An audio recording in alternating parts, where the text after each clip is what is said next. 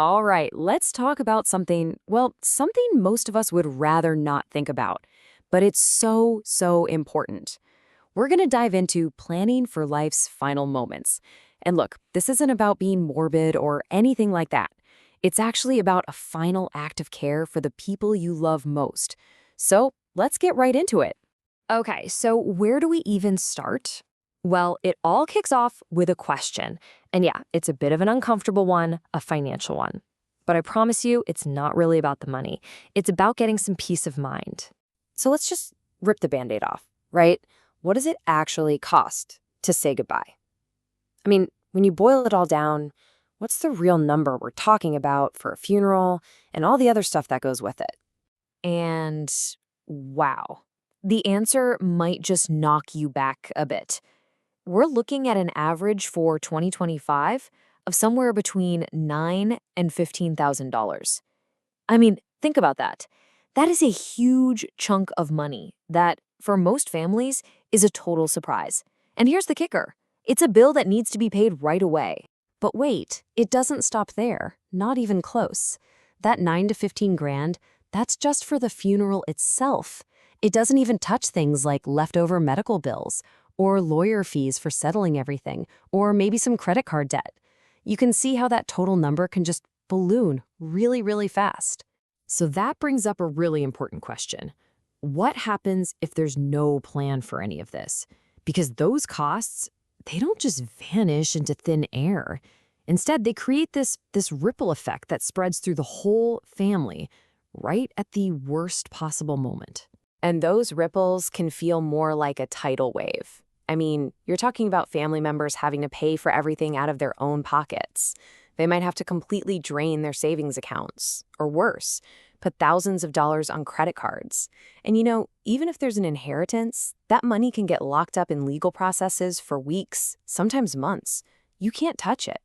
So you end up with this terrible combination of financial stress just dumped right on top of all the grief. And all that pressure, it leads to these really heartbreaking choices.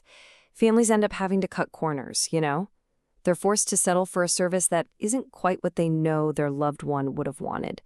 And that's just a tough, painful thing to go through. Okay, but it doesn't have to be this way. There is absolutely a solution, a really straightforward one, actually, that's designed to stop this exact situation from ever happening. It's a way to plan ahead, to make sure that burden doesn't fall on your family. So what are we talking about here? It's called final expense insurance. Now, let's break that down. All it is really is a type of whole life insurance policy. But here's the key. We're not talking about some giant policy to leave a huge inheritance. No, this is different. It's a smaller, super focused benefit designed specifically to take care of exactly these costs, the funeral, the bills, all of it. All right, so that's the big idea. But how does it actually work, in the real world? Let's get into the nitty-gritty and see how it really protects your family when they need it most. This is where it gets really interesting, because it's different from some other options you might have heard of. Like, those prepaid funeral plans? A lot of the time, that money is tied to one specific funeral home. Final expense insurance is way more flexible. It's just a cash payout that goes straight to the person you choose. And they can use that money for whatever is most needed. The funeral, sure, but also maybe those last medical bills or paying off a credit card. And the policies themselves are built to be super simple and stable.